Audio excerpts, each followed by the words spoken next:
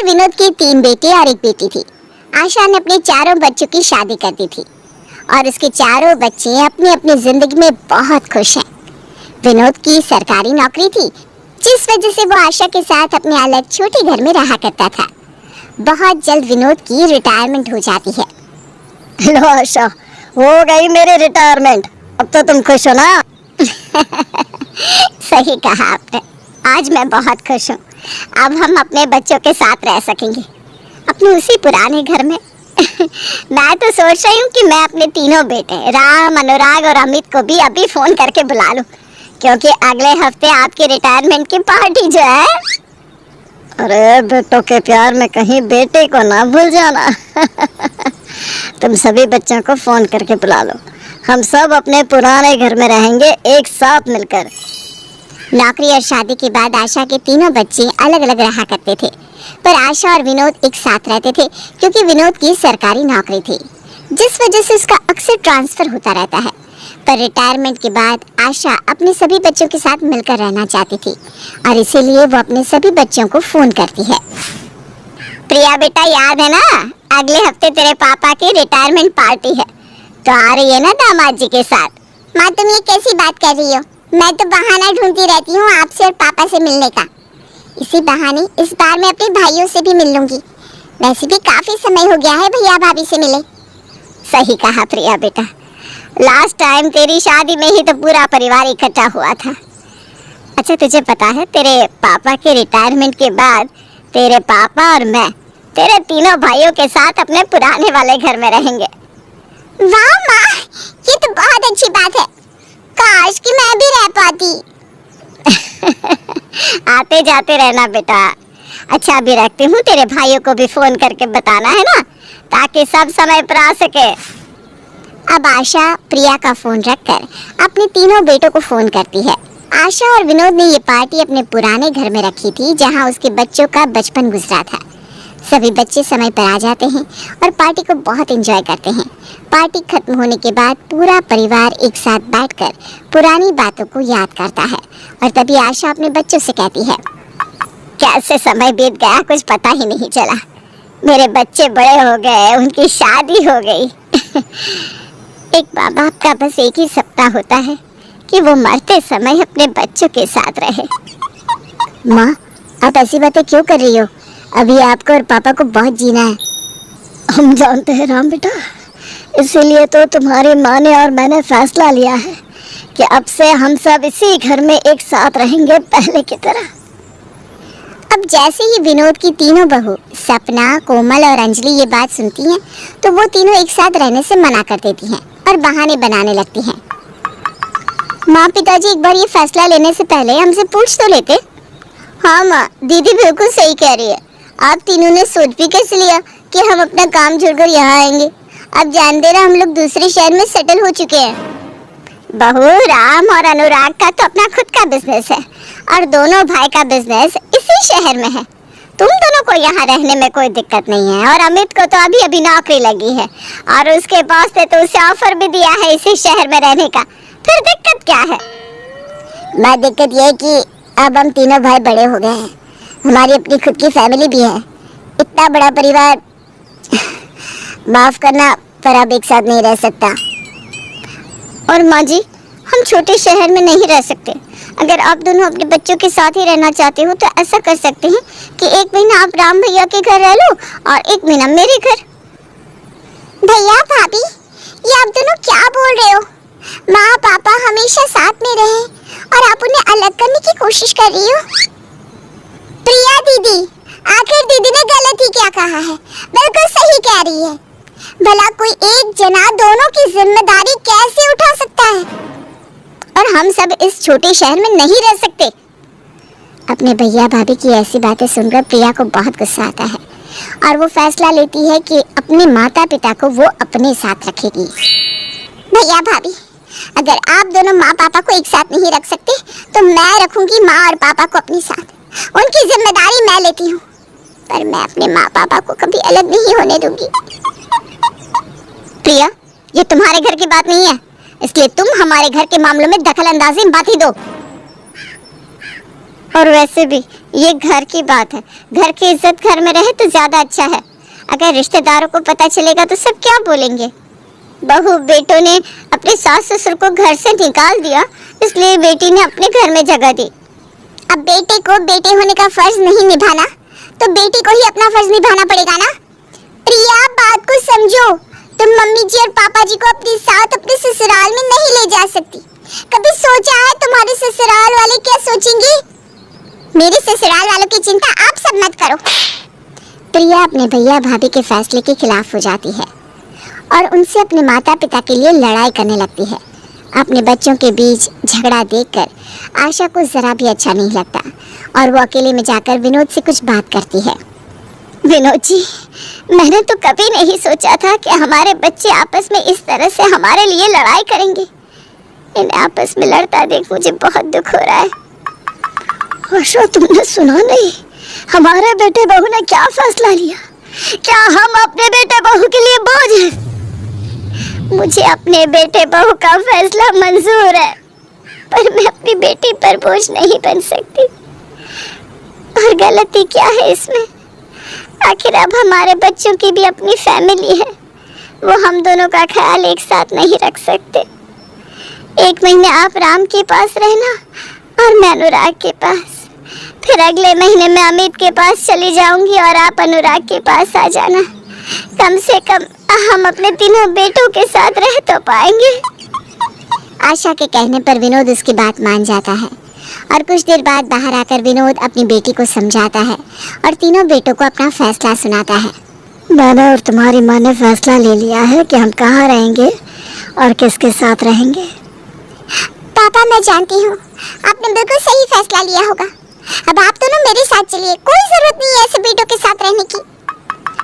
नहीं प्रिया बेटा, अब तेरा अपना अलग घर परिवार है, वो तेरा ससुराल है, हम तेरे साथ नहीं चल सकते।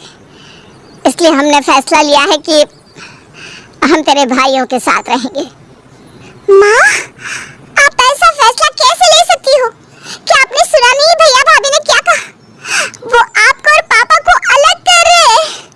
पापा, माँ को समझाइए ना। प्रिया बेटा, मैंने तुम्हारी माँ को समझाने की बहुत कोशिश की, पर अब तुम्हारी माँ का यही फैसला है तो मेरा भी यही फैसला। माँ, ये सही नहीं है। यही सही फैसला है बेटा। अब तो अपने ससुराल जा सकती है, हमें अपने बेटों के साथ जाना है। राम बेटा, हमें तुम तीनों का फैसला स्वीकार है। ठीक है, फिर एक महीने पापा मेरे साथ रहेंगे और आप अनुराग के साथ रह लेना। अच्छा, आप जल्दी से सामान पैक करिए क्योंकि मेरा बहुत नुकसान हो चुका है, मैं अब और नुकसान नहीं झेल सकता। चलिए जल्दी से घर चलना है। अपने माता पिता का फैसला सुनकर अब प्रिया के दिल को बहुत ठेस पहुंचती है। वो वहाँ से रोती हुई अपने ससुराल चली जाती है तो वहीं आशा अपने दूसरे बेटे अनुराग के साथ उसके घर चली जाती है और विनोद अपने बड़े बेटे राम के साथ, जहाँ घर आती ही उफ, मैं कितनी थक गई हूँ। अपने घर आकर कितना अच्छा लग रहा है। हाँ सही कहा तुमने। अच्छा, मैं अपने कमरे में आराम करने जा रहा हूँ, मुझे सुबह ऑफिस भी जाना है। तुम सामान लेकर कमरे में आ जाओ। अनुराग इतना बोलकर कमरे में चला जाता है तो वहीं दूसरी ओर कोमल सारे सामान को लेकर अपने कमरे में जाने लगती है। बेचारी आशा वहीं खड़ी होती है। ये सब देखकर आशा अपनी बहू से कहती है, बहू, तुमने तो बताया ही नहीं मैं किस कमरे में जाऊं और अपना सामान कहाँ रखूं बेटा। माफ करना माँ जी, पर हमारा ये फ्लैट 1 BHK का है, इसमें सिर्फ एक ही रूम है। तो आप एक काम कीजिए, किचन में जाकर सो जाइए या तो फिर हॉल में, और अपना सामान घर के किसी भी कोने में रख दीजिए। पर बहू, हॉल में? देखिए माँ जी, प्लीज नाटक मत कीजिएगा। हाँ, अब आपके लिए हम बड़ा घर तो नहीं खरीद सकते ना, इसमें एडजस्ट करना होगा। चलिए सोने, मुझे बहुत नींद आ रही है। कोमल बिना अपनी सास की पूरी बात सुने अपने कमरे में जाकर सो जाती है। बेचारी आशा हॉल में ही अपना सामान रखकर खुद सोफे पर सो जाती है। तो वहीं दूसरी ओर विनोद भी राम के साथ उसके घर जाता है, जहां सपना अपने ससुर को स्टोर रूम में ले जाती है। पिताजी, आज रात आप यहीं पर गुजार लीजिए, कल मैं स्टोर रूम की सफाई कर दूंगी। अब से यही आपका कमरा है। बहू, मुझे गंदगी से एलर्जी है। मैं जानती हूँ पिताजी, आपको गंदगी से एलर्जी है, पर थोड़ी एडजस्टमेंट तो आपको करनी ही पड़ेगी ना। मेरा घर इतना भी बड़ा नहीं है, और मैंने कहा ना कल स्टोर रूम की सफाई कर दूंगी। नहीं बहू, ऐसी कोई बात नहीं है। मैं तो बस ये कह रहा था कि मेरा बिस्तर साफ। विनोद बोल ही रहा होता है कि सपना बिना अपने ससुर की बात सुने वहां से चली जाती है। अपने बेटे बहू का ऐसा बर्ताव देखकर विनोद और आशा दोनों को ही बहुत दुख पहुंचता है। अब इसी तरह से कुछ दिन बीत जाते हैं और उनके बेटे बहू उन्हें सताने का एक भी मौका नहीं छोड़ते। अरे अनुराग, लंच तो लेकर जाओ। बहू, अनुराग तो बाहर चला गया। तू एक काम कर, अनुराग का लंच मुझे दे दे, मैं दे आती हूँ। तब तक तो मेरे लिए एक कप कड़क चाय बना दे। कोई जरूरत नहीं माँ जी, आपकी वजह से अनुराग जी अपना लंच ले जाना भूल गए हैं। अब तक वो जा चुके होंगे। और रही चाय की बात, तो मैं बहुत थकती हूँ, मैं अकेले काम नहीं कर सकती। अगर आपको चाय पीनी है तो अपने लिए खुद चाय बना लीजिए। इस तरह से कोमल अपनी चाय लेकर कमरे में चली जाती है, जिसके बाद आशा खुद अपनी चाय बनाकर पीती है और सारे बर्तन भी धो देती है। कुछ देर बाद जब कोमल अपने कमरे से बाहर आती है तो वो देखती है कि उसकी सास ने सारे बर्तन धो दिए हैं, जिसके बाद कोमल अपनी सास से काम करवाने की सोचती है। चलो अच्छी बात है, बिना कहे बर्तन धो दिए, पर घर के सारे काम तो बाकी हैं और मुझे अपनी फ्रेंड से भी मिलने जाना है। एक काम करती हूँ, इस बुढ़िया से ही बोल देती हूँ, घर के काम भी कर लेगी। इतना सोचकर कोमल अब आशा को आवाज देती है और आशा अपनी बहू के पास जाती है, जिसके बाद कोमल अपनी सास से कहती है, माँ जी आपकी एक मदद चाहिए थी। मदद? अरे बोल बहू, क्या मदद चाहिए? माँ जी देखिए, अब सारा दिन घर में बैठी रहती हैं, कोई काम भी नहीं करती। आप जानती है ना घर में कितने काम होते हैं, और हर समय मैं आपका ख्याल नहीं रख सकती, मुझे और भी तो बहुत काम देखने होते हैं। देखिए ना, मुझे अब भी अपने किसी दोस्त से मिलने जाना है, बहुत ज़रूरी काम है। मेरी गैर मौजूदगी में आप घर के काम कर लेंगी? अरे बहू, ये भी कोई कहने की बात है? आखिर ये घर मेरा भी तो है। तू आराम से अपने दोस्त से मिलने जा, मैं सारे काम कर लूंगी। अब कोमल अपने दोस्त से मिलने चली जाती है और कोमल की गैर मौजूदगी में आशा घर का सारा काम कर देती है। समय यूं ही बीतता है, कोमल घर में रहकर भी सारा काम अपनी सास से करवाती। ऐसे ही एक दिन आशा की तबीयत खराब हो जाती है। पता नहीं क्या मुसीबत पाली है मैंने। माँ जी, आपने तो इतना काम भी नहीं किया जितना पैसा आप पर मुझे लगाना पड़ेगा। माफ करना बहू, पर मैं जानबूझकर बीमार नहीं पड़ी। अरे रहने दीजिए, जानबूझकर बीमार नहीं पड़ी, सब जानती हूँ मैं। आप बोझ बनकर रह गई हो मेरे ऊपर, पता नहीं कब पीछा छूटेगा मेरा। इस तरह से कोमल हर समय अपनी सास को खरी खोटी सुनाती। ऐसा एक भी दिन ना गुजरता कि आशा अपने पुराने अच्छे दिनों को याद ना करती। आशा के दिन आंसुओं के साथ कट रहे थे, तो वहीं विनोद का भी कुछ ऐसा ही हाल था। राम, तुम अपने पिताजी को कह क्यों नहीं देते कि बाहर जाकर कोई काम ढूंढे? जब से आए हैं खर्चे कितने ज्यादा बढ़ गए हैं। तुम सब्र रखो, अभी पापा को आए हुए 15 दिन ही तो हुए। अब मैं उन्हें काम करने के लिए कैसे बोलूं, जबकि तुम जानती हो कि 15 दिन बाद पापा यहाँ से चले जाएंगे। पता नहीं ये 15 दिन कैसे बीतेंगे, कब से हमारे ऊपर बोझ बने बैठे हैं, और खुद के अंदर भी शर्म नहीं है कि कुछ काम करके बेटों की मदद कर दूं। विनोद अपने बेटे बहू की सारी बात सुन लेता है। उनकी बातें सुनकर विनोद को बहुत बुरा लगता है और विनोद काम की तलाश में बाहर चला जाता है, पर विनोद को कहीं काम नहीं मिलता और वो थक हार के घर आता है। पिताजी, ये क्या बदतमीजी है? आप सुबह से घर से गायब हैं, कहीं जाना था तो बताकर जाते। जानते भी हैं मुझे और आपके बेटे को आपकी कितनी फिक्र हो रही थी। माफ करना बहू, दिमाग से निकल गया, पर मैं काम देखने के लिए गया था। सारा दिन घर में बैठा बैठा बोर हो जाता हूँ, तो सोचा कि क्यों ना कोई छोटा मोटा काम ही कर लूँ। पापा, आपको काम करने की क्या जरूरत है, आप रहने दीजिए। वैसे भी 15 दिन के बाद आपको यहाँ से जाना ही है। चलो सपना, आज हम बाहर खाना खाने चलते हैं। अब राम और सपना बाहर खाने के लिए चले जाते हैं और बेचारा विनोद घर में अकेला भूखा ही सो जाता है। ऐसे ही कुछ दिन बीत जाते हैं। और प्रिया अपने भैया भाभी को फोन करती है, पर कोई भी उसका फोन नहीं उठाता। ये क्या, दोनों में से कोई भी मेरा फोन नहीं उठा रहा। इतने दिन हो गए पर भैया भाभी ने माँ और पापा से मेरी एक दिन भी बात नहीं कराई। सब ठीक तो होगा ना वहाँ? 20 दिन से ऊपर हो चले थे, पर अब तक प्रिया अपने माता पिता से बात नहीं कर पाई थी, और इसीलिए प्रिया को अपने माता पिता की फिक्र सताने लगी, और वो फैसला लेती है कि वो अपने माता पिता से मिलने खुद अपने भाई के घर जाएगी। अब अगले दिन ही प्रिया अपनी माँ से मिलने के लिए कोमल के घर पहुँच जाती है। माँ, ये तुम क्या कर रही हो? अकेले ही घर का काम कर रही हो? भाभी कहाँ है? और वो मेरा फोन क्यों नहीं उठा रही? अरे प्रिया बेटा, तू यहाँ अचानक? और ये क्या काम है? कुछ भी नहीं है, बस घर में सारा दिन बैठे बोर हो जाती हूँ ना, तो मैंने सोचा क्यों ना घर की थोड़ी सी सफाई कर लूँ। तू बैठ, मैं अभी तेरे लिए तेरी मनपसंद कॉफी बना कर लाती हूँ। रहने दो माँ, मुझसे झूठ मत बोलो। मैं अपनी मनपसंद कॉफी खुद बना लूंगी, और आपके लिए आपकी पसंद की चाय भी। आप मुझे बता दो किचन कहाँ है। प्रिया अब अपनी माँ के साथ किचन में जाती है और अपने लिए एक कप कॉफी और माँ के लिए उसकी पसंद की कड़क चाय बनाकर उसे दी। माँ, सच सच बताना, आप यहाँ खुश नहीं हो ना? भाभी और भैया आप पर अत्याचार कर रहे हैं ना? ऐसा कुछ नहीं है प्रिया बेटा, तू बेकार ही चिंता कर रही है। बस करो माँ, मैं आपकी ही बेटी हूँ, सब जानती हूँ मैं। भैया भाभी के रग रग से वाकिफ हूँ। और भाभी है कहाँ? अब तक घर नहीं आई? वो अपने किसी दोस्त के घर गई है, बता रही थी बहुत जरूरी काम है, अगर नहीं गई तो नुकसान हो जाएगा। कोई जरूरी काम नहीं है भाभी को, बस सब झूठ बोल रही है वो, ताकि वो आपको इस घर की नौकर बना सके, और वही हो रहा है जैसा वो चाहती है। प्रिया अपनी माँ से अपनी भाभी की बुराई कर रही होती है कि तभी वहाँ कोमल आ जाती है और प्रिया की सारी बातें सुन लेती है। बहुत अच्छी सोच रखी हुई है प्रिया तुमने, पर तुम्हें एक बात बता दूं, जैसा तुम सोच रही हो वैसा कुछ नहीं है, समझी?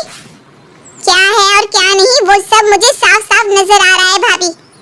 और वैसे भी मैं यहाँ कुछ दिन रहने के लिए आई हूँ। काफी दिन हो गए माँ से मिले। माँ से मिलने के बाद मैं पापा के पास जाऊंगी। काश कि मैं तुम्हें रुकने की परमिशन दे पाती, पर अफसोस मेरी फ्लाइट में सिर्फ एक ही रूम है। बाहर वाले लोगों के लिए मेरी फ्लाइट में जगह नहीं है। मैं आपसे मिलने नहीं, माँ से मिलने आई हूँ, और जहाँ माँ रहती है मैं वहीं रह लूंगी। मुझे आपके कमरे की कोई जरूरत नहीं है। प्रिया अपनी भाभी की सभी बातों का मुंह तोड़ जवाब देती है। अब ना चाहते हुए भी कोमल प्रिया को रहने की इजाजत दे देती है, और जब प्रिया अपनी आंखों से अपनी माँ की हालत देखती है तो उसे बहुत दुख होता है। वो अपनी माँ को अपने साथ चलने को कहती है। माँ, देख रही हो अपनी हालत? तुम्हारी हालत एक नौकर से भी बदतर कर दी है भाभी ने। तुम नीचे जमीन पर सो रही हो और भाभी ने तुम्हें जमीन पर बिछाने के लिए चादर भी नहीं दी है। प्रिया, आज तू आई है इसलिए जमीन पर सोना पड़ रहा है, वरना मैं तो सोफे पर सोती हूँ। आप तो ऐसे बोल रही हो माँ, जैसे सोफे पर सोना कितनी अच्छी बात है। सब देख रही हूँ मैं अपनी आंखों से, कितना बुरा व्यवहार हो रहा है आपके साथ।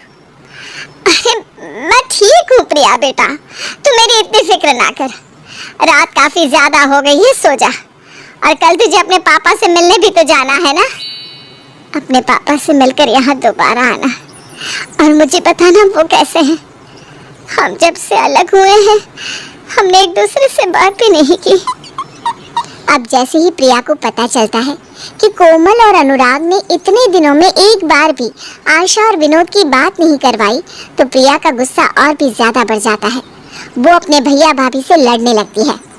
भैया भाभी, ये सब क्या है? आप दोनों ने मेरी माँ से बात नहीं कराई, ठीक है, फिर आपने माँ की बात पापा से क्यों नहीं कराई? इतने दिन हो गए माँ और पापा एक दूसरे से बात करने के लिए तरस रहे हैं। प्रिया, रात का समय है, घर में चिल्लाओ मत। और रही बात करने की, तो मैंने एक बार फोन किया था पर भैया का फोन नहीं लगा। अब इसमें मेरी क्या गलती है? जब आप दोनों भाई मिलकर माँ पापा की जिम्मेदारी उठा ही नहीं सकते, तो जाने क्यों नहीं देते इन्हें मेरे साथ? अरे क्यों रोका इन्हें? अनुराग और कोमल प्रिया की किसी भी बातों का कोई जवाब नहीं देते और अपने कमरे में जाकर सो जाते हैं।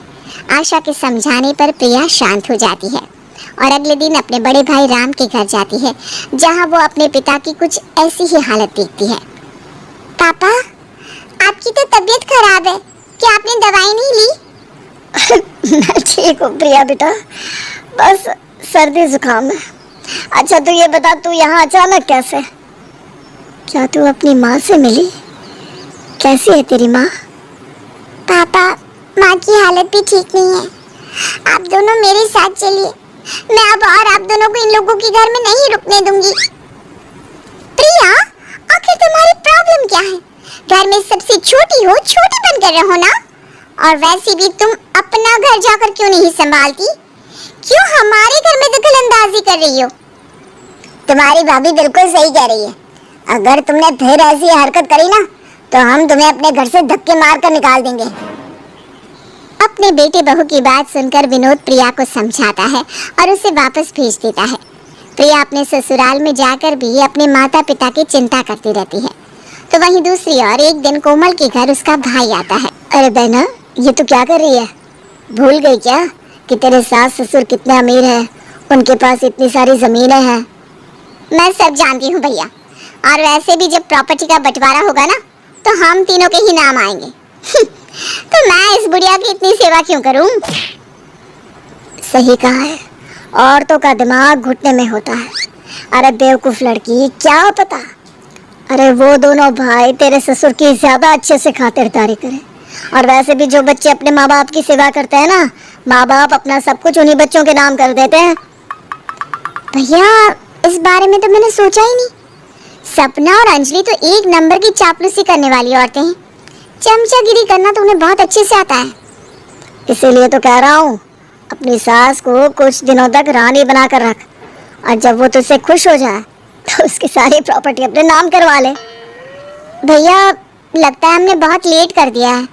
2 दिन बाद मेरी सास अपने छोटे बेटे अमित के पास चली जाएगी और मेरे पास ससुर जी आ जाएंगे। अरे तो क्या हुआ, सास ना सही ससुर ही सही, आने दे अपने ससुर को। तो उनकी अच्छे से देखभाल करना, और अपनी सास को भी अपने देवर के घर मत भेजना। अगर तू दोनों बूढ़ा बुढ़िया को मिलवा देगी और उनकी खूब सेवा करेगी, तो तुझे इसका इनाम तो मिलेगा ही ना। कोमल अपने भाई की बात समझ जाती है। 2 दिन बाद कोमल अपनी सास को अमित के घर नहीं जाने देती, और जब राम विनोद को लेकर अनुराग के घर आता है, तो वो अपनी माँ को देखकर हैरान हो जाता है। ये क्या, माँ अब तक यहीं पर है? अनुराग, तुम माँ को अमित के घर छोड़कर नहीं आया? अब वो मैंने ही अनुराग को मना करा है। दरअसल ना, माँ के साथ 1 महीना बिताकर मुझे बहुत अच्छा लग रहा है, इसलिए मैंने सोचा है कि मैं अपने छोटे से घर में माँ और पिताजी को एक साथ रखूंगी। अब आप जा सकते हैं भैया। कोमल और अनुराग का बदला हुआ ये रूप देखकर राम को बहुत अजीब लगता है, और वो वहाँ से चुपचाप अपने घर चला जाता है। जिसके बाद कोमल अपना कमरा अपने सास ससुर को रहने के लिए दे देती है और उनका सारा सामान अपने कमरे में सजा देती है। सच में माँ जी, आपका सामान इस घर में क्या आया? घर कितना खिल उठा है। वैसे दीवार की ये पेंट सही तो है ना? मतलब अगर आप कहो तो मैं दूसरा कलर करवा दूंगी घर में। अरे नहीं बहू, इतना खर्चा करने की कोई जरूरत नहीं है। वैसे तुम और अनुराग अब कहाँ रहोगे बेटा? माँ जी, आप हमारे रहने की फिक्र क्यों करती हैं? बगल वाला घर भी हमने किराए पर ले रखा है, हम वहीं चले जाएंगे। अच्छा पिताजी, आप कुछ बोल नहीं रहे? बहुत भूख लगी होगी ना आपको? बताइए, मैं आपके लिए क्या बना कर लाऊं? बहू, जो घर में बना है वही दे दे। अरे, ये आप कैसी बात कर रहे हैं? पिताजी, क्या मैं आपकी बेटी नहीं हूँ? मैं एक काम करती हूँ, आपका मनपसंद खाना बना कर ले आती हूँ, यही ठीक रहेगा। इतना बोलकर कोमल वहाँ से चली जाती है और अपने सास ससुर को खुश करने के लिए वो हर एक काम करती है जिससे वो उन्हें खुश कर सके। कोमल और अनुराग का ये बदला हुआ रूप देखकर आशा और विनोद बहुत ही हैरान होते हैं। आशा, ये सब कुछ क्या हो रहा है? प्रिया तो मुझे बता रही थी कि कोमल तुम्हारे ऊपर अत्याचार कर रही है, पर यहाँ तो सब कुछ उल्टा है। मुझे भी कुछ समझ में नहीं आ रहा। पिछले 2-3 दिन से बहू की हरकतें काफी बदल गई हैं। जो मुझे आराम करने नहीं देती थी, वो अब मुझे बिस्तर से उठने नहीं दे रही। पता नहीं आखिर उससे हुआ क्या है। आशा और विनोद को कुछ समझ में नहीं आता कि आखिर हो क्या रहा है, पर कोमल अपने सास ससुर की चमचागिरी करनी नहीं छोड़ती। कभी कोमल अपने सास ससुर के हाथ पैर दबाती तो कभी उनके लिए उनका फेवरेट खाना बनाती और मौका मिलते ही उनके साथ पिकनिक मनाने भी चली जाती।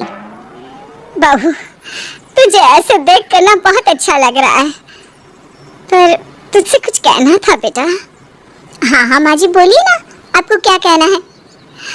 और एक बात, आप डरिए मत, अब से आप दोनों मेरे साथ ही रहोगे। ये सब सुनकर अच्छा लग रहा है, पर क्या मैं प्रिया से बात कर सकती हूँ? काफी दिन हो गए उससे मिले और बात किए हुए।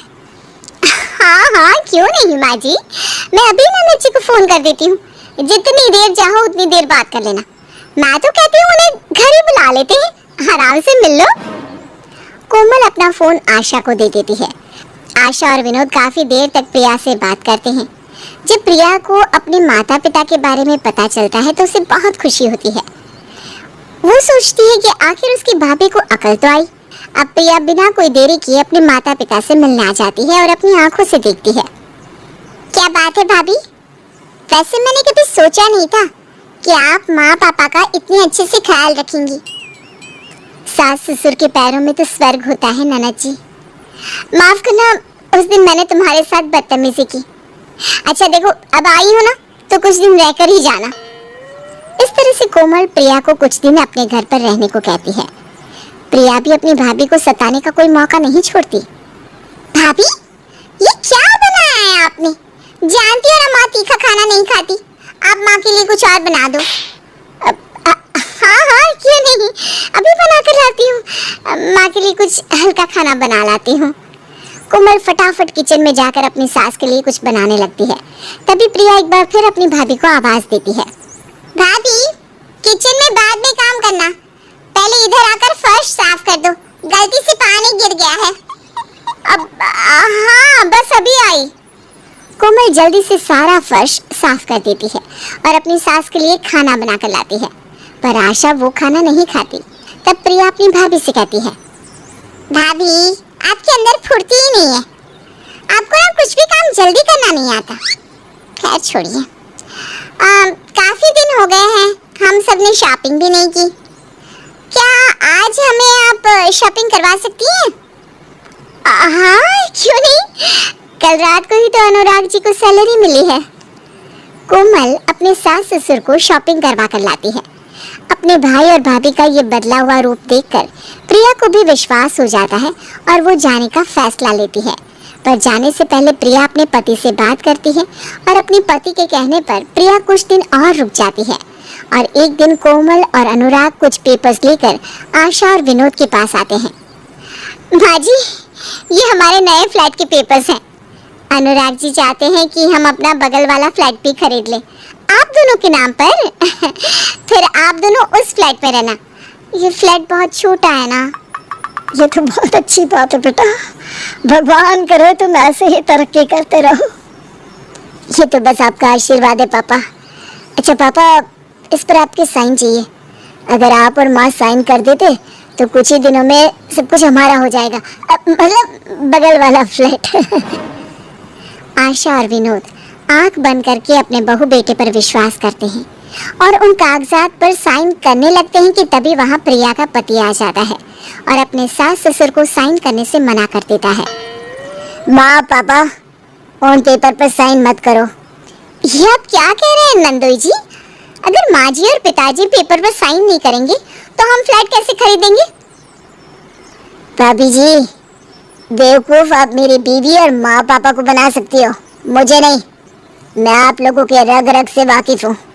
आप जिस वकील से अपना काम करवाती हो ना, वो मेरा भी वकील है। ये आप क्या कह रहे हैं? साफ साफ कहिए ना, आखिर बात क्या है? अरे पहली बार भैया भाभी ने माँ पापा के बारे में कुछ सोचा है और आप इस तरह की बातें कर रहे हैं। हाँ प्रिया, क्योंकि मुझे भी माँ और पापा की चिंता है, पर तुम्हारे भैया भाभी हमेशा खुदगर्ज रहे हैं और आज भी वो दोनों अपना ही मतलब निकाल रहे हैं। तुम नहीं जानती, पर माँ पापा जिस पेपर पर साइन कर रहे हैं वो उनकी प्रॉपर्टी के हैं। माँ पापा के इन पेपर्स पर साइन करते ही उनकी सारी प्रॉपर्टी, बैंक बैलेंस, सब कुछ भैया भाभी के नाम हो जाएगा। ये तुम क्या कर रहे हो बेटा? कोमल, अनुराग, दामाद जी जो बोल रहे हैं क्या वो सच है?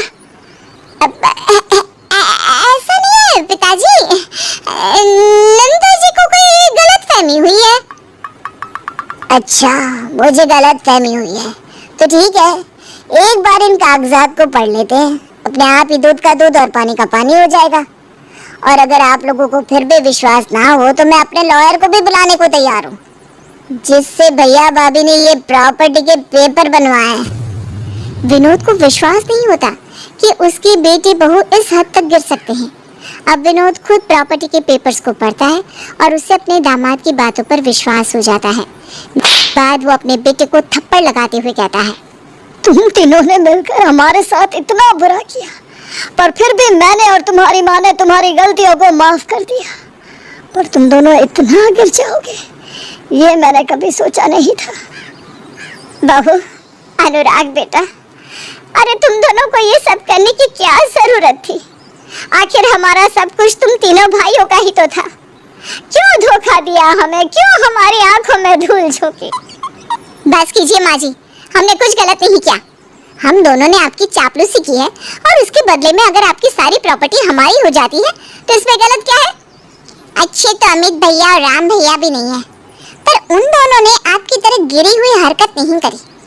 आप तो दूसरों का हिस्सा भी खाना चाहती थी। अब ना समझी, आप मासी और पापा से उनकी प्रॉपर्टी लेकर उन्हें अपने घर से निकाल देती है ना? सही कह रही हूँ ना मैं? प्रिया की बातों का कोमल और अनुराग के पास कोई जवाब नहीं था। अपने बेटे और बहू की ऐसी हरकत देखकर आशा और विनोद बहुत दुखी होते हैं, जिसके बाद आशा का दामाद कहता है, माँ पापा, अब आपको अपने बेटों के पास रहने की कोई जरूरत नहीं है, आप मेरे साथ चलेंगी। और दामाद भी तो बेटे के ही समान होता है ना? हाँ माँ, इस बार मना मत करना। हमें खुशी है कि हमें ऐसा दामाद मिला, ऐसी बेटी मिली जो हर वक्त अपने माँ बाप के लिए खड़ी रहे। इस बार मैं अपनी बेटी और दामाद को निराश नहीं करूँगा।